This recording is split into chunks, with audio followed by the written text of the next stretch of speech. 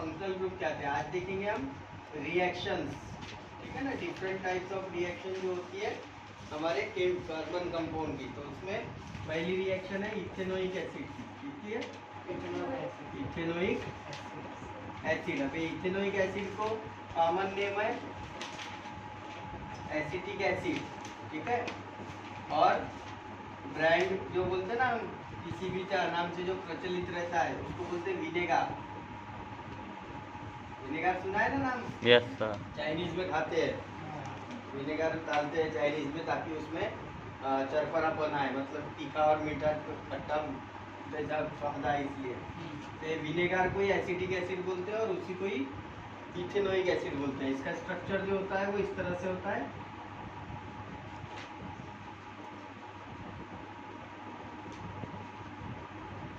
ठीक है। ये है आपका एसिटिक एसिड, ठीक है ना। और इथेनोइक एसिड, अब इथेनोइक एसिड के कुछ रिएक्शंस है जो मैं आपको वन बाय वन बताता हूँ। आपने बुक लाई सर? वो मेरे भी नोट्स मिलने, मतलब लेके नहीं गया तुमको? आया था सर उस दिन, तो मतलब थे नहीं आप, तो फिर वो सर बोले बाद में आना बोले, चला गया। तो बोला क्यों नहीं इसके दिन? बनाते हैं तो बनाने के लिए क्या सिस्टम होती है इथेनोइक एसिड की?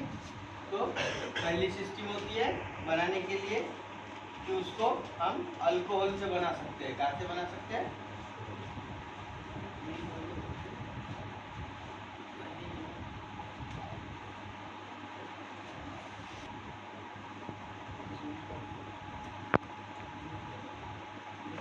पिछला क्या? अल्कोहल से बनाते हैं। तो इसको क्या करते हैं, CH2 सॉरी CH3 CH2OH, ये अल्कोहल है, ठीक है ना। अल्कोहल को जब हम पर्टिकुलर कॉन्सेंट्रेटेड H2SO4 के साथ, इसके साथ कॉन्सेंट्रेटेड H2SO4 के साथ जब रिएक्ट करते हैं तो पहले वो इथीन में कन्वर्ट होता है। क्या में कन्वर्ट होता है? इथीन में, ठीक है ना। और इस इथीन को जब हम NaOH के साथ ट्रीट करते हैं, ठीक है, तो NaOH के साथ जब ट्रीट करते हैं तो हमको एसिटिक एसिड मिलता है, ठीक है ना। तो एसिटिक एसिड मिलने का कारण इसकी, यानी ऐसा बोल सकते हैं कि NaOH जब उसमें ट्रीट करते हैं, हम NaOH को जब हम ट्रीट करते हैं तो वहाँ पे प्लस O भी आता है, और ये फिर क्या करता है, इथीन में जो डबल बॉन्ड होता है उसको ब्रेक करता है। यहाँ पे डबल बॉन्ड O लगता है और यहाँ पे NaOH का OH लगता है, और बाकी जगह पे नॉर्मल H होते हैं। तो इस तरह से ये रिएक्शन करके हम इथेनोइक एसिड को बना सकते हैं। तो इसको अल्कोहल की भी प्रॉपर्टी बोलते हैं और इथेनोइक एसिड की भी प्रॉपर्टी बोलते हैं। और एक तरीका होता है इथेनोइक एसिड बनाने का,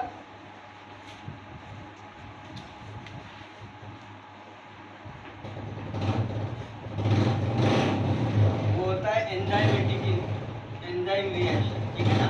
तो एंजाइम रिएक्शन में हम एसिड तैयार होता है जिसको हम विनेगार बोलते हैं, ठीक है ना। तो इसमें क्या होता है, पर्टिकुलर हम इथेन जो होता है हमारा, इथेन को हम सड़ने के लिए छोड़ देते हैं, या शुगर मॉलिक्यूल को सड़ने के लिए छोड़ देते हैं। तो उसमें दो चीज़ें बनती है, एक इथिल अल्कोहल बनता है और एक इथेन एसिटिक एसिड बनता है। तो ये जो एसिटिक एसिड होता है इसको एक्सट्रैक्ट करके हम इथेनॉल को अलग यूज़ करते हैं और एसिटिक एसिड का अलग से यूज़ करते हैं। तो इस तरह से एंजाइमेटिक एक्शन से भी एसिटिक एसिड तैयार होता है। तो ये दो मेथड से पर्टिकुलर इथेनोइक एसिड तैयार होता है। अब इथेनोइक एसिड रिएक्शन क्या क्या देता है, मतलब कौन कौन सी पर्टिकुलर तरीके से ये अलग अलग प्रोडक्ट बनाता है। तो सबसे इम्पोर्टेंट रोल क्या है इथेनोइक एसिड का, मालूम है आपको? Soap formation. जो आप साबुन यूज करते हो ना घर में, तो साबुन बनाने के लिए जो पर्टिकुलर पहला रॉ मटेरियल लगता है वो इथेनोइक एसिड लगता है। तो अब इथेनोइक एसिड कैसे बनता है, तो आपको बता दूं, ये जो CH3COOH है, ठीक है ना, इसको इस तरह से लिखते हैं। जो स्ट्रक्चर बनाया है इसको इस तरह से भी लिख सकते हैं। और जब हम उसको सोडियम साल्ट के साथ यूज करते हैं, किसके साथ? Sodium salt. अब सोडियम साल्ट में हम दो तरीके के, एक तो या तो आयोनिक सोडियम यूज करेंगे, मतलब डायरेक्ट सोडियम मेटल का यूज करेंगे, या फिर सोडियम कार्बोनेट का यूज करेंगे, ठीक है, या फिर सोडियम हाइड्रोक्साइड का यूज करेंगे। तो तीनों चारों रॉ मटेरियल में जहाँ से भी हमको सोडियम मिलता है वो चीज से हम इसको रिएक्ट कर सकते हैं। तो जब हम इसको रिएक्ट करते हैं तो यहाँ पे बनता है CH3COO, और ये जो H है ये H रिप्लेस होता है OH के साथ और बनाता है H2O, ठीक है। और ये जो सोडियम है ये सोडियम यहाँ पे लग जाता है, तो इसको बोलते हैं सोडियम इथिनोएट। क्या बोलते हैं? सोडियम इथिनोएट। और यही होता है सोप, ठीक है। यहाँ पे हीट का मैनेजमेंट होता है। हीट की जो पर्टिकुलर एक्टिविटी है, हीट लिखा नहीं है इसमें मेरे बुक में, बट हीट नियर अबाउट ऐसे समझो कि 290 केल्विन, 290 केल्विन मतलब वो ऐसा समझो कि 113 डिग्री सेल्सियस के आसपास कुछ होता है, ठीक है ना। तो इतने डिग्री सेल्सियस पे हम इसको हीट करते हैं, तब जाके ये सैपोनिफिकेशन होता है, सोप फॉर्मेशन होता है। अब आप इसमें कोई भी हायर भी ले लेंगे, जैसे कि C17 H32 COOH, ठीक है ना। ये है तुम्हारा फल्ली का तेल, ठीक है। ये जो पर्टिकुलर रिएक्शन होती है इसमें भी हम क्या करते हैं, NaOH का यूज करते हैं। NaOH स्ट्रॉन्ग बेस होता है, तो जब हम NaOH का यूज करते हैं तो यहाँ पे जो पर्टिकुलर बनता है वो सोडियम ओलिएट बनता है। क्या बनता है?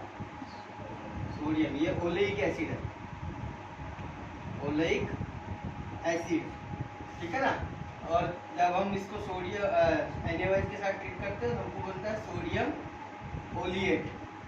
और ये होता है तुम्हारा जो आप सोप यूज करते हो नहाने के लिए, नहाने का साबुन जो लगाते हो ना, लक्स बोलो या पर्टिकुलर हमाम बोलो या संतूर बोलो, व्हाटएवर जो भी सोप तुम यूज करते हो, सिर्फ ग्लिसरीन बेस छोड़ के, मतलब पियर्स वगैरह छोड़ के। पियर्स सोप जो होती है वो अलग तरीके से बनती है, उसमें ग्लिसरीन बेस होता है, वो इस तरीके से बनती नहीं है, ठीक है ना। बट बाकी जितनी भी सोप है वो सारी की सारी यही तरीके से बनती है, ठीक है। किसी में पाम ऑयल का यूज करते हैं, किसी में ऑलिव ऑयल का यूज करते हैं, तो किसी में चलते ओलिक एसिड का यूज करते हैं। तो सब में अलग अलग तेल यूज करते हैं और सबका जो कॉन्ट्री होता है। इसलिए देखो हम जब इसकी बात करते हैं ना डव साबुन की, तो डव साबुन जो है वो पाल्मिटिक एसिड से बनता है। कैसे बनता है? पाल्मिटिक एसिड होता है एक तरह का, पाम ऑयल से बनता है वो पाल्मिटिक एसिड। और वो पाल्मिटिक एसिड को NaOH के साथ ट्रीट करके सोडियम पाल्मिटेट बनाते हैं, सोडियम पाल्मिटेट। और वो सोडियम पाल्मिटेट वाइट कलर का होता है प्रेसिपिटेट, और वो वाइट कलर के प्रेसिपिटेट को मोल्ड करते हैं सांचे के अंदर और आपकी साबुन बनती है डव, ठीक है ना। तो डव साबुन अलग है, ये जो है ये जितनी भी लक्स हमाम जो हम 30 रुपये 40 रुपये की साबुन खरीदते हैं ना मार्केट से, वो है ये सोडियम ओलिएट। अब अगर तुमको डिटर्जेंट बनाना है इसमें, तो डिटर्जेंट के लिए तुमको यहाँ पे जो है वो हायर साल्ट यूज करना पड़ता है, जिसको बोलते हैं मैग्नीशियम सल्फेट। क्या यूज करते हैं?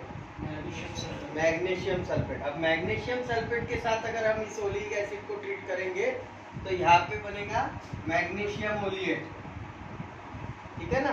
तो यहाँ पे सल्फोनेट साल्ट से बनता है, सल्फोनेट साल्ट अलग निकलता है और ये मैग्नीशियम ओलिएट बनता है। ये होता है हमारा डिटर्जेंट। क्या होता है? डिटर्जेंट, जो कि नॉन बायोडिग्रेडेबल होता है। क्लियर है? तो ये होते हैं पर्टिकुलर एसिटिक एसिड के रिएक्शन, जिसमें हमने मैंने आपको नहीं है कि आपके बुक में चार्ट बना के दिया है पूरा, ठीक है ना, कि सोडियम बाइकार्बोनेट से रिएक्ट हुआ तो क्या होता है, सोडियम कार्बोनेट से रिएक्ट हुआ तो क्या होता है, ठीक है। सभी अलग अलग पर्टिकुलर इससे वेट होती है, सभी इसमें अलग अलग, जैसे इसमें लाइन दी है कि ये पर्टिकुलर सोडियम हाइड्रोक्साइड से रिएक्ट हुआ तो क्या होता, सोडियम मेटल से रिएक्ट हुआ तो, और सबका जो रिजल्ट रहेगा वो सेम रहेगा। क्या रहेगा? सेम। सोडियम इथेनोएट, क्या बनेगा? Sodium ethanoate. तो ये जो पर्टिकुलर रिएक्शन है इथेनोइक एसिड की, ये यूनिवर्सल है, और इसमें एंड प्रोडक्ट जो भी बनता है वो बनता है सोप। क्या बनता है? सोप। अब इसका एक और रिएक्शन है जो कि सबसे इम्पोर्टेंट है, आपको अभी तो ठीक है ओमिट हो गया वो, बट अगर ओमिट नहीं होता था ना तो आपका 3 मार्क का क्वेश्चन 100% रहता था आपके इसमें बोर्ड के एग्जाम में, ठीक है ना। तो बोर्ड के एग्जाम में एक रिएक्शन है जिसको बोलते हैं ईस्टरिफिकेशन। ईस्टरिफिकेशन इसमें क्या होता है, जब हम इथेनोइक एसिड को इथिल अल्कोहल के साथ ट्रीट करते हैं,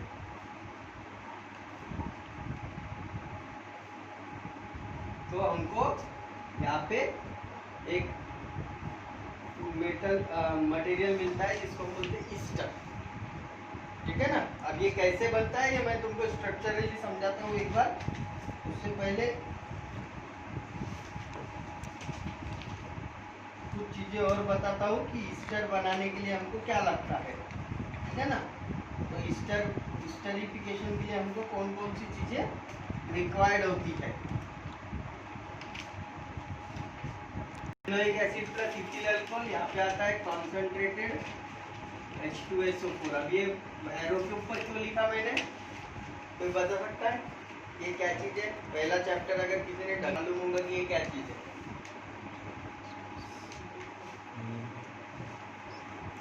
सर वो उसको बेच दे रहा कि तुम बेच दे रहा है या प्रमोट कर रहा है, प्रमोट कर रहा कि तुम इसको रिएक्ट बोलते हैं कैटलिस्ट, ठीक है ना।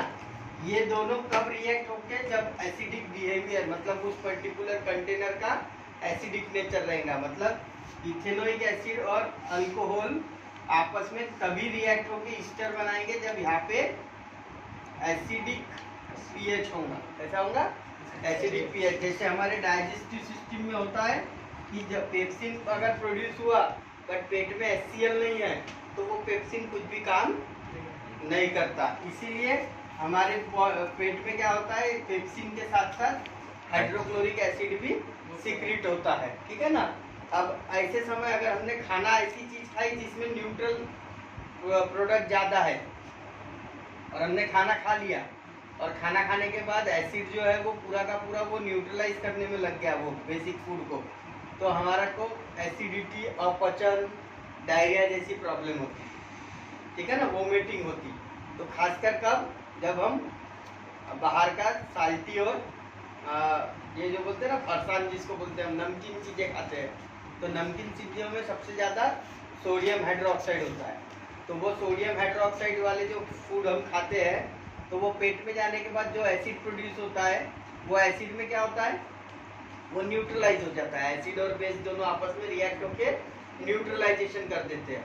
तो पेप्सिन नहीं है कि वहाँ पे न्यूट्रल एटमॉस्फेयर में वर्क ही नहीं करता, इसलिए तुमको इनडाइजेशन का प्रॉब्लम होता है। समझ में आया ना। तो ये इनडाइजेशन नहीं होने को होना, इसीलिए वहाँ पे एसिड प्रोड्यूस होता है। वैसे ही यहाँ पे स्टेरिफिकेशन होने को होना, इसीलिए एसिड जरूरी होता है। तो अब ये देखो यहाँ पे इथेनोइक एसिड है तो मैं यहाँ पे बनाता हूँ CH3COOH, ठीक है। और ये अल्कोहल C2H5OH, ठीक है ना। अब इसको ऐसा ही लिखेंगे तो ज्यादा बेटर तरीके से समझ में आएगा कि किस तरह से रिएक्शन हो रही है। अब यहाँ पे क्या है, कॉन्सेंट्रेटेड H2SO4 है। अब तुमको कॉन्सेंट्रेटेड H2SO4 की और खास बात बताता हूँ, ये डिहाइड्रेटिंग एजेंट होता है। इसको क्या बोलते हैं? डिहाइड्रेटिंग। कहीं भी अगर रहेगा ना तो ये एटमॉस्फेयर में जो भी वाटर रहता है उसको एब्जॉर्ब कर लेता है। तो यहाँ पे भी क्या होगा, ये इन दोनों मटेरियल में से वाटर एब्जॉर्ब करेगा, तो इसमें से वो क्या खाएगा, इस H को, और इसमें से OH को, और ये दोनों भी जो है ये होके यहाँ पे बन जाएगा H2O, ठीक है ना। और ये H2O किसने एब्जॉर्ब करी है, कॉन्सेंट्रेटेड H2SO4 ने। फिर यहाँ पे बचा क्या, तो यहाँ पे बचा CH3COO C2H5, और ये जो प्रोडक्ट है इसको बोलते हैं ईस्टर। क्या बोलते हैं? ईस्टर। अब ये ईस्टर कहाँ होता है आपको बता दूं मैं, आपकी अगरबत्ती में, आपके परफ्यूम में, आपके धूप बत्ती में, ठीक है ना। आपके पेन के इंक में वो सुगंध वाला पेन नहीं आता क्या? हाँ, ये लिखते हैं तो उसमें से स्मेल आती है, उसमें भी ये ईस्टर होता है। परफ्यूम। ठीक है ना, जितने भी टाइप के परफ्यूम या इसेंस है उसमें ईस्टर होता है। क्लियर है? तो ये ईस्टर की स्वीट स्मेल होती है, स्वीट स्मेल होती है, और ये व्हाइट प्रेसिपिटेट होता है। कैसे करता है? व्हाइट पीपीटी में घी के जैसा होता है। घी कैसा होता है? अपना दरदरा दानेदार, बस वैसा ही दिखता है, और उसको थोड़ा सा भी हीट किया तो वो लिक्विड में कन्वर्ट हो जाता है जैसा घी का होता है, और फिर वो लिक्विड को हम कहीं भी एज ए इसेंस करके यूज करते हैं। ठीक है ना? तो ये स्वीट स्मेल होता है, इसको बोलते हैं हम ईस्टरिफिकेशन। जो ईस्टर तैयार हो रहा है इसलिए ईस्टरिफिकेशन। अब अगर इस ईस्टर को हमको वापस अल्कोहल और एसिड में कन्वर्ट करना है तो वो भी कर सकते हैं। हम क्या करेंगे? CH3COO C2H5 ये जो ईस्टर है इसको अगर हम NaOH के प्रेजेंस में क्या करेंगे? रिएक्शन देंगे। किसके साथ? वाटर के साथ। किसके साथ? वाटर के साथ इन प्रेजेंस ऑफ NaOH। तो ये दोनों बॉन्ड ब्रेक हो जाएंगे और यहाँ पे मिलेगा हमको CH3COOH प्लस C2H5।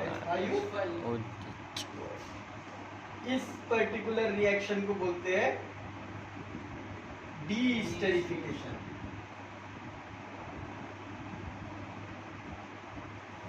ठीक है? ये दो प्रोसेस है जिसको हमको जनरली एग्जाम में पढ़ना पड़ता है कि ईस्टरिफिकेशन क्या होता है और डीईस्टरिफिकेशन क्या होता है। दोनों में सिर्फ एक बेसिक फर्क है, ये एसिडिक नेचर में होता है और ये बेसिक अल्कलाइन नेचर में होता है। ठीक है? यहाँ पे एक और चीज आती है K2Cr2O7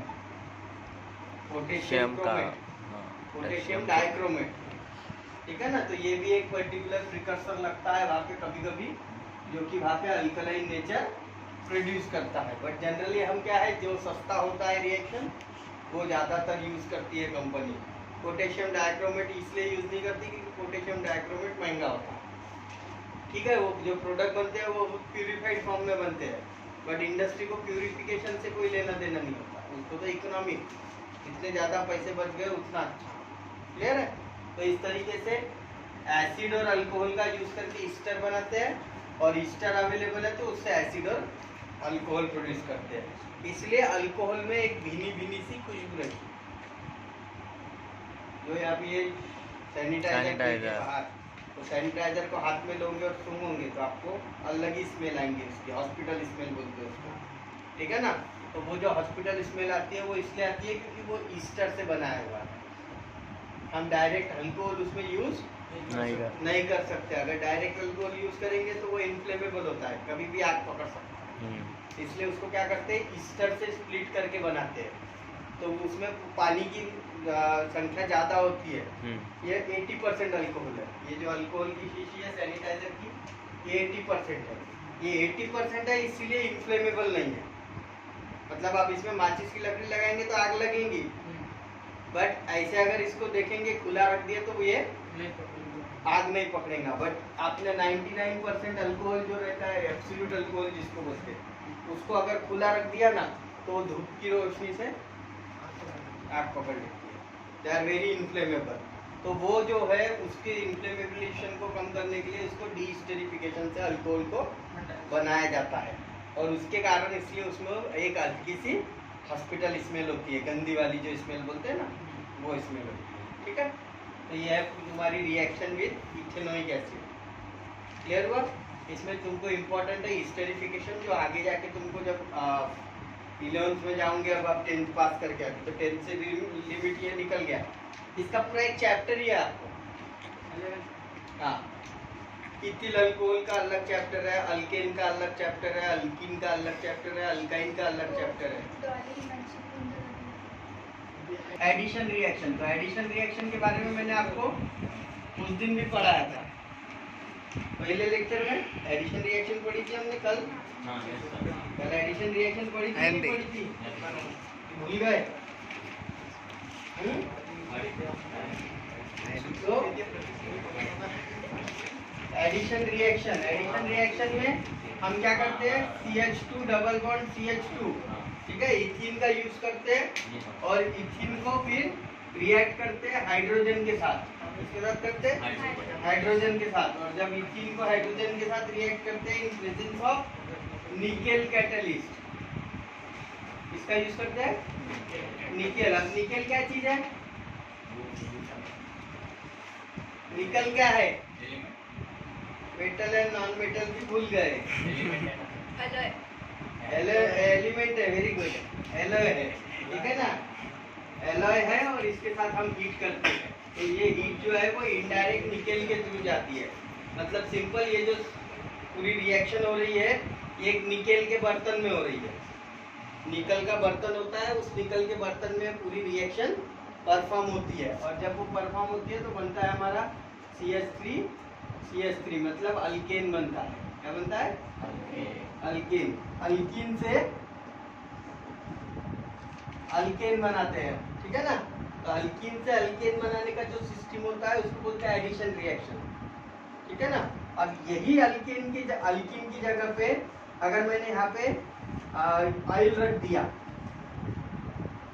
क्या रख दिया, ऑयल, और उसको हाइड्रोजन के साथ ट्रीट किया सेम कंडीशन में, निकेल और हीट, तो क्या होता है मालूम है, ये ऑयल कन्वर्ट हो जाता है फैट में, जिसको हम डालडा बोलते हैं।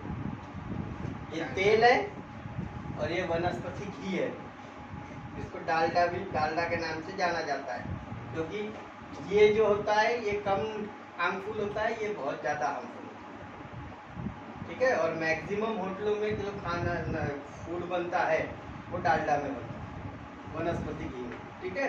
तो इसीलिए होटलों के खाना खाने से हमारे को फैटीनेस आता है, ओबेसिटी आती है, शिथिलता आती है शरीर में। शिथिलता मतलब सुस्ती, ये सारी चीजें। ऑयल भी जो होता है, ऑयल, ये वाला जो ऑयल हम खाते हैं, तो ये ऑयल में रिफाइन ऑयल अगर रहा तो हमारे हार्ट ब्लॉकेज आते हैं। तो ये सारी दोनों चीजें जो है हार्मफुल होती है, इसीलिए बोला जाता है कि डायरेक्ट देसी घी जो होता है ना हमारा, वो हमने खाने को होना, पूरा खाना, each and everything prepared in देसी घी, गाय का घी या भैंस का घी, प्योर जो दूध से बना होता है। ऑयल से रिफाइन किया हुआ फैट नहीं चल होना। ऑयल से रिफाइन किया हुआ फैट अगर हम खाते हैं तो हमारे हार्ट के ब्लॉकेज, बीपी, शुगर, ये सारी प्रॉब्लम हमको होती है, ठीक है ना। तो ये चीज़ों के लिए हमको ये, तो इस पर्टिकुलर रिएक्शन को बोलते हैं हाइड्रोजिनेशन। क्या बोलते हैं, हाइड्रोजिनेशन। इसमें जो मैंने उस दिन फैट का स्ट्रक्चर बनाया था, तो वो फैट के स्ट्रक्चर में ये हाइड्रोजन क्या करता है, उसको सैचुरेटेड से अनसैचुरेटेड से सैचुरेटेड में कन्वर्ट कर देता है।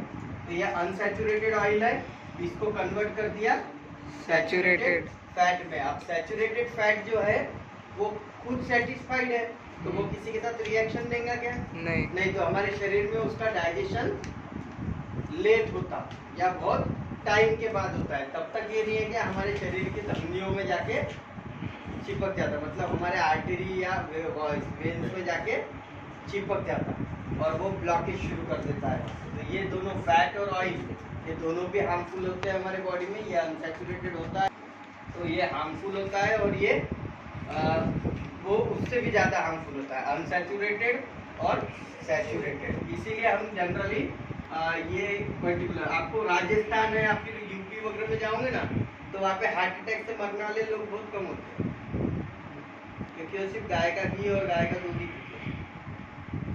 वहाँ पे सबसे ज़्यादा देसी घी खाया जाता है, खाना भी देसी घी में पकता है, इसलिए वहाँ का खाना हमको जनरली भाता नहीं, ठीक है ना, हमें पसंद नहीं आता, स्मेल आती उसमें अलग। तो वो बट वो सबसे अच्छा खाना होता है, वो सबसे अच्छा। आप यकीन नहीं करोगे, मेरी यहाँ की जो डाइट है पुलगांव की, मतलब पुलगांव में जितना मैं खाना खाता हूँ उससे 4 गुना खाना मैं वहाँ पे जाके खाता हूँ। तो भी हाँ, राजस्थान मेरा घर है, मेरा पोखरन, तो वहाँ पे कितना भी खाना खाओ ना तो सुस्ती नहीं आती, पर्टिकुलर हमको नींद नहीं आती, पानी वहाँ का पानी भी हल्का है और खाना जो है पूरा घी में बना होता है, तो वो घी में बना होता है, शुद्ध होता है, तो ना बॉडी में वो फैट बढ़ता है उससे, ना कुछ। तो वहाँ पे अगर 15 दिन भी जाके रहे ना तो हमारा वजन 1 किलो भी नहीं बढ़ता, जबकि हम इतना खाना खाते वहाँ पे कि आप यकीन भी नहीं कर सकते। इतनी बड़ी थाल में बैठते, लंच भर के तो घी यूज होता। वीडियो बताऊंगा तुमको मैं मेरा खाना खाने का, तुम देखोगे तो तुम हैरान परेशान हो जाओगे कि अरे बाप रे इतना घी कैसे खाने जाती है। तो ये सब पर्टिकुलर इसी कारण से कि वहाँ पे अनसैचुरेटेड फैट हम जितना खाएंगे ना उतना हमारे बॉडी के लिए सबसे अच्छा होता है, ठीक है ना। अगर तुम अर्ली मॉर्निंग सुबह उठते हो और सुबह उठ के 1 चम्मच देसी घी खा लेते हो तो तुमको दोपहर से लेकर दोपहर तक भी तुमको भूख नहीं लगेगी शरीर को, तुमको सुस्ती नहीं आएंगी, तुमको आलस नहीं आएगा। पर वो नाम सुनते से 1 चम्मच घी खाना है तो जान पे आ जाओ। देसी घी बोल रहा हूँ, अपने घर का डालडा नहीं, जो हमारा शुद्ध देसी घी बनाते हैं ना, या अमूल का वगैरह जो लेते हैं हम, वो वाला, उसका 1 चम्मच अगर हमने खा लिया सुबह मॉर्निंग में तो आपको दोपहर तक भूख नहीं लगती, दोपहर तक भूख नहीं लगती। तो कारण वही है कि वो अनसैचुरेटेड फैट होता है जो हमारे बॉडी में बहुत सारी एनर्जी प्रोड्यूस करता है, क्लियर है। तो ये है तुम्हारा एडिशन रिएक्शन। उसके बाद है कंबशन रिएक्शन, ठीक है। कंबशन रिएक्शन सभी को मालूम है, क्या है ये कंबशन रिएक्शन? ऐसी रिएक्शन जिसमें ऑक्सीजन प्लस होते ही आग लगती है, राइट। तो यहाँ पे हम क्या कर रहे हैं, मीथेन की बात करते हैं कि जब हम मीथेन को ऑक्सीजन के प्रेजेंस में रिएक्ट करते हैं, ठीक है ना। तो मीथेन जब ऑक्सीजन के साथ रिएक्ट होता है तो वो CO2 plus H2O plus heat produce करता है, ठीक है ना। तो ये अब ये यहाँ पे यहाँ पे क्या है, मीथेन है।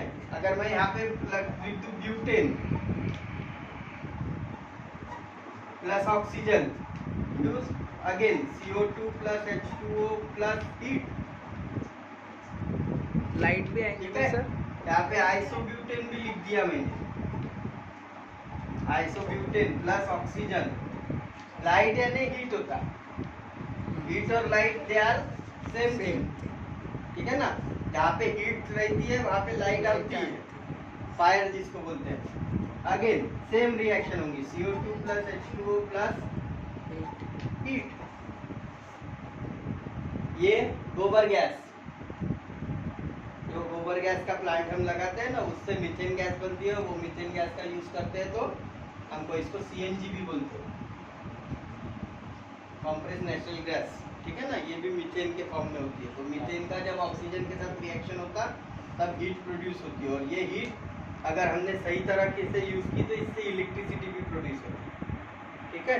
या फिर इसको बर्न कर दो तो हमारे घर में जो खाना बनता है या पर्टिकुलर हीट से रिलेटेड जो भी प्रोडक्ट होते हैं वो हम इसमें तैयार कर सकते हैं। ब्यूटेन जो होता है तुम्हारे जो भी ये होते हैं ना अपना फास्ट मूविंग व्हीकल्स जो होते हैं उसमें ब्यूटेन ऐड करते हैं, ठीक है। और आइसोब्यूटेन बोले तो हमारे घर का LPG सिलेंडर, उसमें आइसोब्यूटेन होता है। तो आइसोब्यूटेन जब ऑक्सीजन के साथ, मतलब जैसे तुम गैस का नॉब ओपन करते वो गैस में कन्वर्ट होता है और वो ऑक्सीजन के साथ रिएक्ट होता है। उस समय अगर हमने वहाँ पे फायर किया तो क्या होता, ब्लास्ट होता, ठीक है ना। तो वही चीज यहाँ पे होती है, इसीलिए हम क्या करते हैं, प्रेशराइज नोजल से उसको छोड़ते हैं। वो सेगड़ी होती है उसकी स्पेशल। अगर तुमने डायरेक्ट सिलेंडर के पाइप को खोल दिया और उसमें आगे गई तो क्या होगा, घर उड़ जाएगा, घर उड़ जाएगा, धमाका होगा, क्योंकि वहाँ पे क्या है, कोई कंट्रोल नहीं है उस गैस को इन्फ्लेमेबल होने के लिए, कोई कंट्रोल नहीं है। तो वो ऑक्सीजन क्या होता है, सिलेंडर के अंदर घुस जाता है और सिलेंडर को फोड़ देता है। तो ये एक बेसिक गलती कब होती है, जब हम नॉब को ओपन कर देते हैं, ओपन करके छोड़ देते हैं। आप पिक्चरों में देखते होंगे हीरो के घर में हमेशा वैसी ब्लास्ट करते हैं, ठीक है ना। तो नॉब ओपन कर देते हैं और बाद में वो करते, या तो लाइट ऑन होता है या तो फिर पर्टिकुलर कोई माइक्रोवेव में ब्लास्ट होता है, समथिंग कुछ भी होता है और उसमें ब्लास्ट होता है। तो वो आइसोब्यूटेन की रिएक्शन ऑक्सीजन के साथ, ठीक है। तो ये पर्टिकुलर इसको बोलते हैं कंबशन रिएक्शन। उसके बाद एक होता है सब्स्टिट्यूशन रिएक्शन। तो सब्स्टिट्यूशन रिएक्शन भी हम एक बार पढ़ चुके हैं, ठीक है ना। सब्स्टिट्यूशन रिएक्शन में हम हैलोजन की रिएक्शन करते हैं अल्केन के साथ।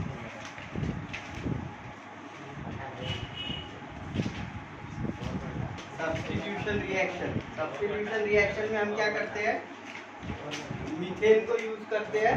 मीथेन को जब हम क्लोरीन गैस के साथ यूज करते हैं, मीथेन को जब हम क्लोरीन गैस के साथ रिएक्ट करते हैं तो क्लोरोमीथेन बनता है, CH3Cl प्लस HCl। यहाँ का जो एक H है वो इस एक HCl के साथ HCl फॉर्म करता है। फिर इसको हम अगेन Cl2 गैस से रिएक्ट करते हैं तो हमको मिलता है CH2Cl2 डाइक्लोरोमीथेन, ठीक है ना। फिर अगेन हम इसको यहाँ पे फिर से HCl बनेगा, फिर हम इसको वापस से Cl2 गैस से रिएक्ट करते हैं अगेन, तो यहाँ पे बनता है क्लोरोफॉर्म CH3Cl3। क्लोरोफॉर्म जो बेहोश करने के लिए या एनेस्थीसिया के लिए यूज करते हैं, तो ये HCl फिर से निकलेगा।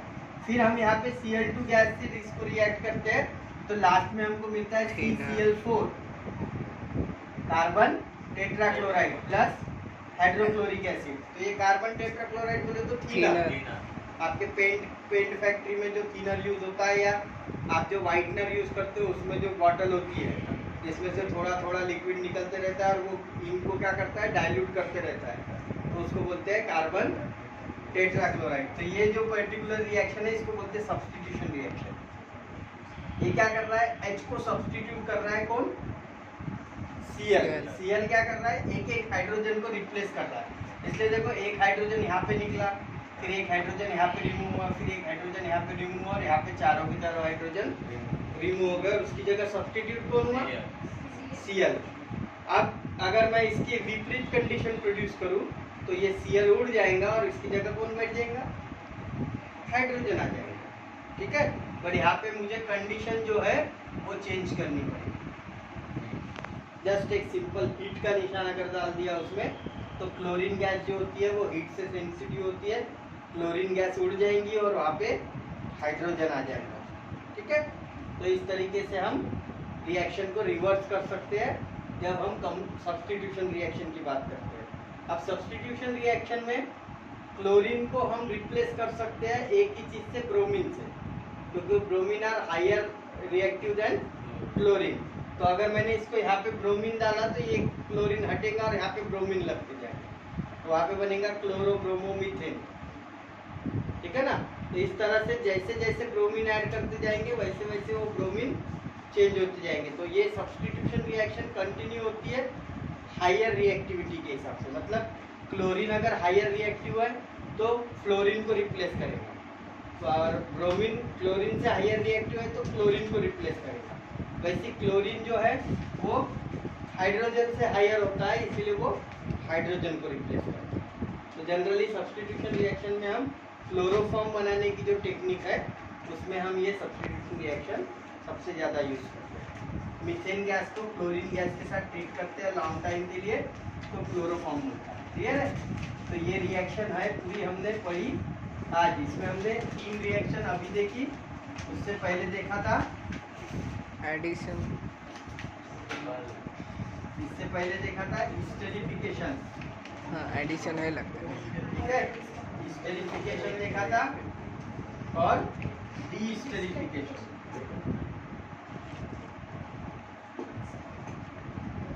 ठीक है, क्लियर हुआ। यस।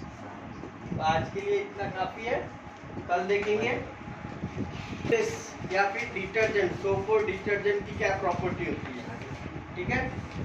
सोप और डिटर्जेंट किस तरह से एक्ट करते हैं वो हम कल देखेंगे।